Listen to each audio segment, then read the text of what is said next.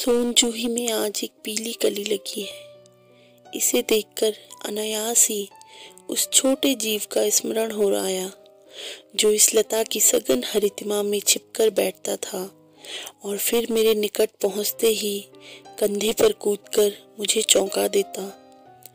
तब मुझे कली की खोज रहती थी, पर आज उस लघु प्राण की खोज है।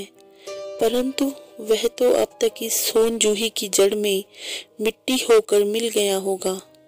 कौन जाने स्वर्णिम कली के बहाने वह मुझे चौंकाने ऊपर आ गया हो।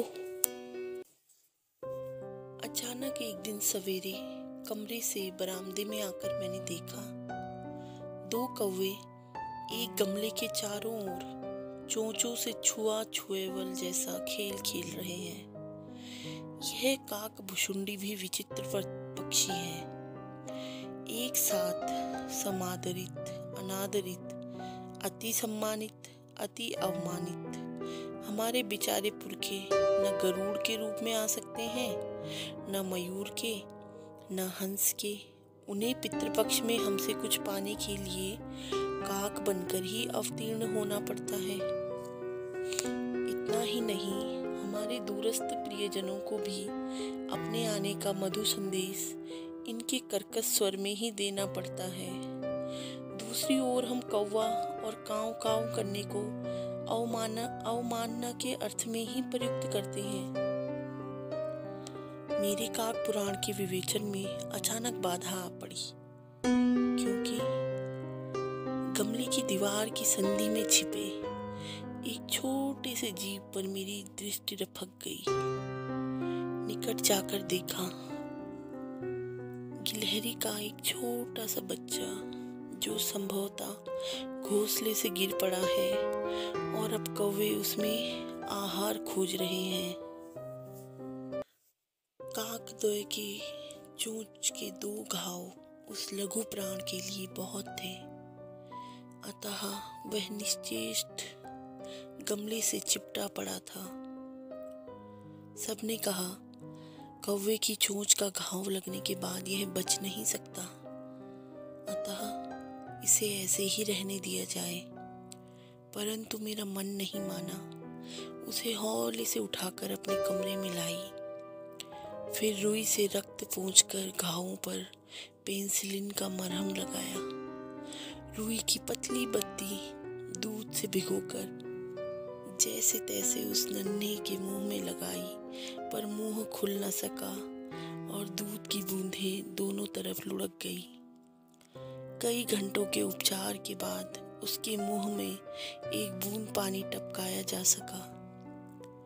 तीसरे दिन वह इतना अच्छा और आश्वस्त हो गया कि मेरी उंगली अपने दो नन्हे पंजों से पकड़कर नीले कांच के मोतियों जैसे आंखों से इधर उधर देखने लगा।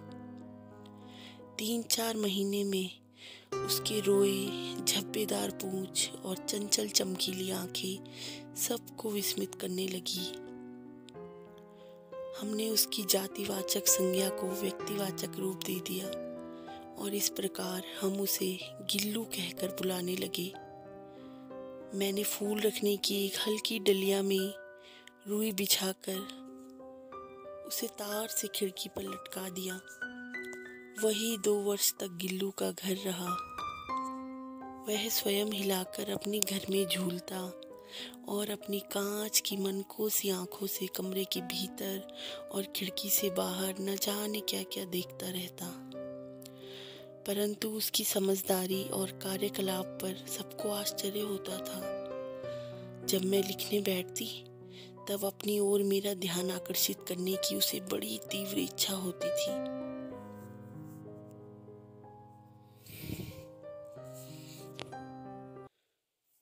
उसने एक बहुत ही अच्छा उपाय खोज निकाला। वह मेरे पैर तक आकर सर से पर्दे पर चढ़ जाता और फिर उसी तेजी से उतरता। उसका यह दौड़ने का कर्म तब तक चलता जब तक मैं उसे पकड़ने के लिए न उठती। कभी मैं गिल्लू को पकड़कर एक लंबे लिफाफे में इस प्रकार रख देती थी कि उसके 2 अगले पंजों और सिर के अतिरिक्त सारा लघुगात लिफाफे के भीतर बंद रहता। इस स्थिति में भी कभी कभी घंटों मेज पर दीवार के सहारे खड़ा रहकर वह अपनी चमकीली आंखों से मेरा कार्यकलाप देखा करता। भूख लगने पर चिक चिक करके मानो वह मुझे सूचना देता और काजू या बिस्कुट मिल जाने पर उसी स्थिति में लिफाफे से बाहर वाले पंजों से पकड़कर उसे कुतरता रहता। फिर गिल्लू के जीवन का प्रथम बसंत आया। नीम चमेली की गंध मेरे कमरे में हौले हौले आने लगी। बाहर की गिलहरियां खिड़की की जाली के पास आकर चिक चिक करके ना जाने क्या कहने लगी। गिल्लू को जाली के पास बैठकर अपने फन से बाहर झांकते देखकर मुझे लगा कि इसे मुक्त करना आवश्यक है। मैंने कीले निकालकर जाली का एक कोना खोल दिया और इस मार्ग से गिल्लू ने बाहर जाने पर सचमुच ही मुक्ति की सांस ली।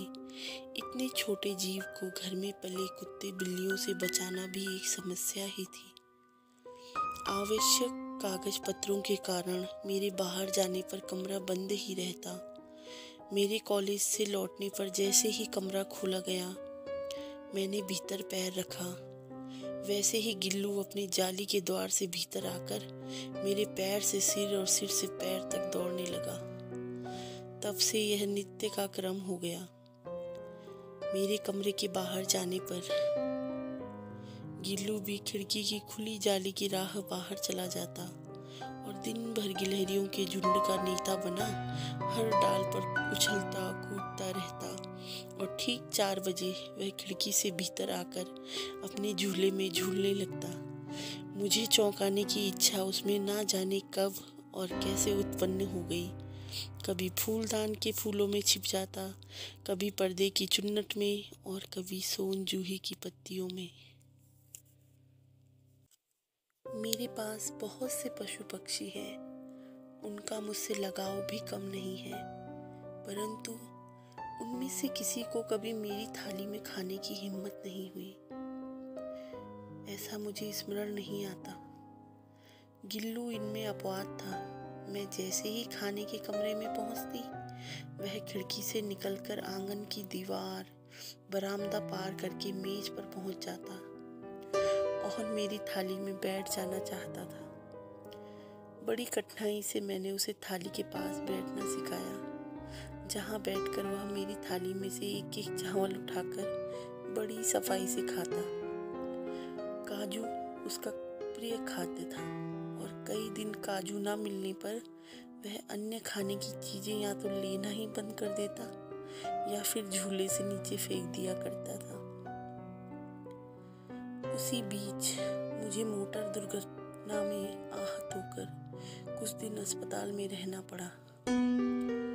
उन दिनों जब मेरे कमरे का दरवाज़ा खोला जाता, गिल्लू अपने झूले से उतरकर दौड़ता और फिर किसी दूसरे को देखकर उसी तेजी से अपने घोंसले में जा बैठता।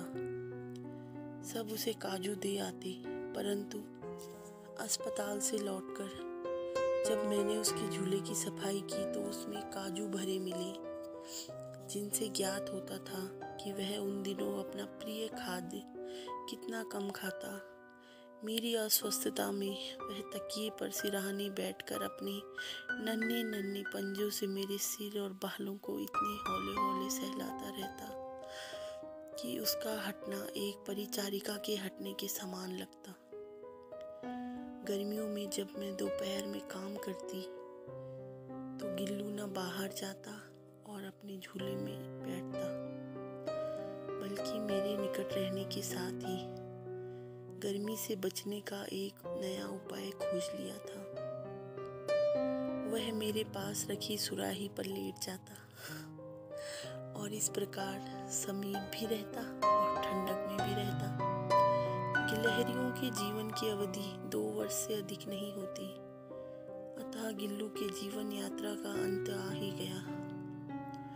दिन भर उसने न कुछ खाया न बाहर गया। रात में अंत की यातना में वह अपने झूले से उतरकर मेरे बिस्तर पर आया और अपने ठंडे पंजों से मेरी वही उंगली पकड़कर हाथ से चिपक गया। जिसे उसने अपने बचपन की मरणासन स्थिति में पकड़ा था। पंजे इतने ठंडे हो रहे थे कि मैंने जागकर हीटर जलाया और उसे उष्णता देने का प्रयत्न किया, परंतु प्रभात की प्रथम किरण के स्पर्श के साथ ही वह किसी और जीवन में जागने के लिए सो गया। उसका झूला उतार कर रख दिया गया है और खिड़की की जाली बंद कर दी गई, परंतु गिलहरियों की नई पीढ़ी जाली के उस पार चिक चिक करती ही रहती है और सोन जूही पर बसंत आता ही रहता है। सोन जूही की लता के नीचे गिल्लू को समाधि दी गई, इसीलिए भी कि उसे वह लता सबसे अधिक प्रिय थी, और इसीलिए भी कि उस लघुगात का किसी वासंती दिन जूही के पिताब छोटे फूल में खिल जाने का विश्वास मुझे संतोष देता है।